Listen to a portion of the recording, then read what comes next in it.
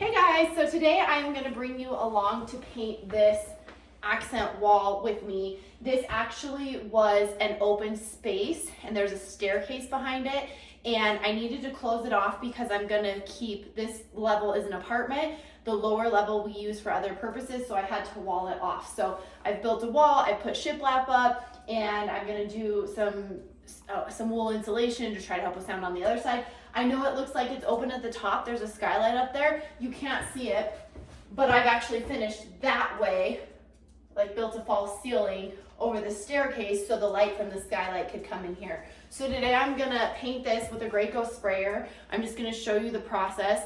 The one I have is a corded one. Let me get it and show you.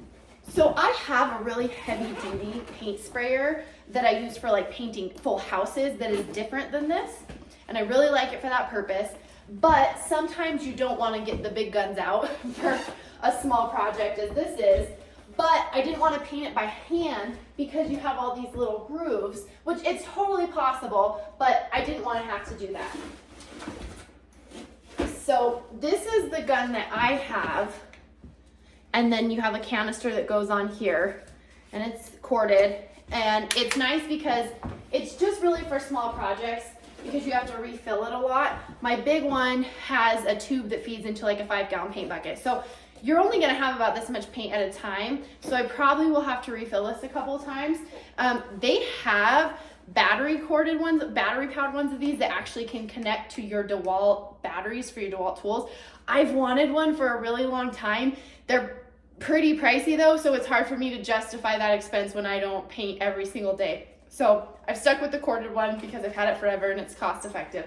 So obviously I've prepped this all. I've built the wall, I've installed my shiplap, I filled in all my holes, I've caulked everything I want caulked, I've added my trim.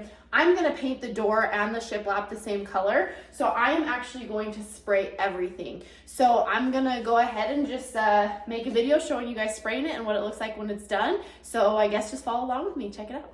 The color I've selected, I'm using a Behr product because I have a Home Depot in my town I go to a lot, and they can color match. But this is actually a Sherwin-Williams color. It was called Evergreen Fog, and it was one of their colors of the year. You can kind of see right there, kind of a light greenish color. But I think it was Sherwin-Williams color of the year a couple years ago. I've seen it on social media looking for nice greens, and I've really liked it. I'm horrified because I'm super neutral. I very rarely go with a color. The nice thing is this is my rental, so I don't have to live here if I don't love it. So anyway, I'm gonna try this color. It looks really nice online, so hopefully it works in this space. This space has a lot of wood tones and neutrals and beiges, so I hope it will blend nice with that. And really it's just this small section of this home. So I'm gonna go ahead and shake this up really good. One thing you should consider too when you're spraying paint is to wear a mask so you're not inhaling the paint particles or the paint fumes.